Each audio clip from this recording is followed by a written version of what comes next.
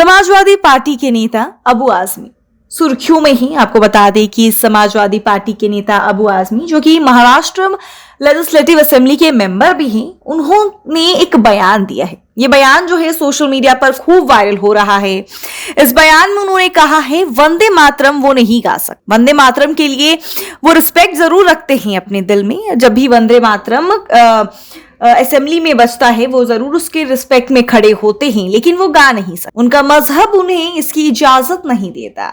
जी हाँ, अबू आजमी ने अपने बयान में ये साफ साफ कहा है कि उनका मजहब इसकी इजाजत नहीं देता कि वो किसी और को अल्लाह की जगह दे और इतनी इज्जत दे। अब चलिए, उनका जो ये बयान है इतना ज्यादा सोशल मीडिया पे वायरल हो रहा है, उन्हें कई सारे नेताओं की प्रतिक्रियाएं मिल रही हैं।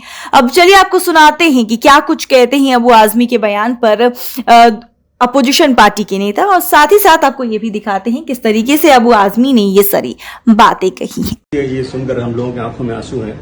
मैं नहीं बल्कि मेरा पूरा परिवार आज दुखी है। इसलिए दुखी है कि यही जगह है वो जहां नेताजी 1994 में आए थे, जब मुख्यमंत्री थे, जब मेरे पे एक आरोप था बम ब्लास्ट का और मैं जमानत पे छूट कराया था सुप्रीम कोर्ट से।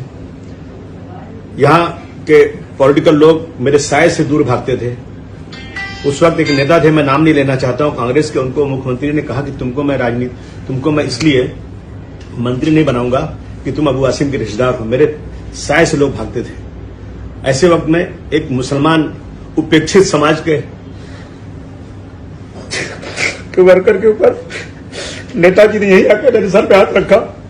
लोगों ने मना किया कि मत जाओ उनके पास, वो आरोपी है बहुत बड़े केस का। नेताजी ने कहा मैं जानता हूं ये झूठ है, और नेताजी ने कहा अबू आसिम तुम काम करो, मैं तुम्हारे साथ खड़ा हूं। बहुत अखबारों में नेताजी के खिलाफ बहुत छपा, लेकिन नेताजी बिल्कुल पहाड़ की तरह से खड़े होकर उसका मुकाबला किया। मैं निर्दोष है, मेरा कोई दूर तो लेना नहीं। यही नेताजी ने मुझे पार्टी में लाने की बात किया। मैंने कहा मैं कभी इलेक्शन नहीं लड़ूंगा, मैं आपकी पार्टी बढ़ाऊंगा, क्योंकि आप यूपी में जो काम कर रहे हैं शायद पूरे देश में कोई नहीं कर रहा है। और मैं कभी इलेक्शन लड़ता नहीं था। मैंने जिनको लड़ाया वो उन्होंने गद्दारी किया, दूसरी पार्टी में सत्ता के लालच में भाग गए। नेताजी मुझे डांटा और प्यार से कहा तुम राज्यसभा में जाओ।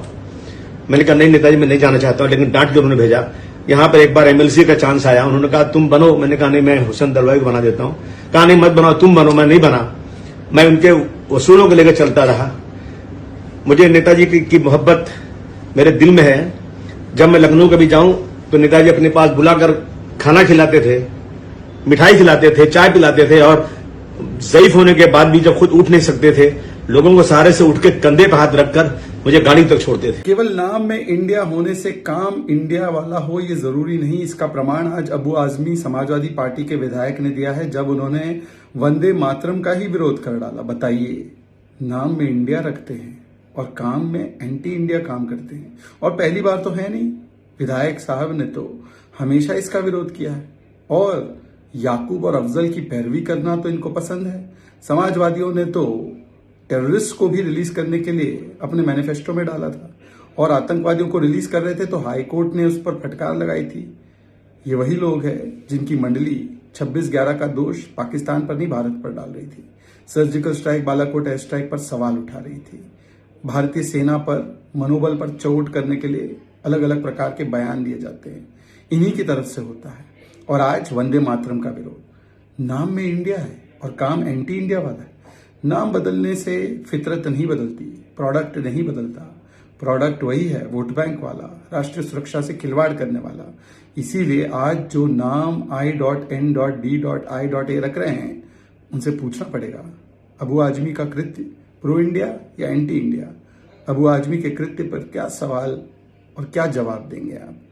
क्या अखिलेश यादव, खड़गे जी, राहुल जी, ममता जी इस पर कोई स्टैंड लेंगे?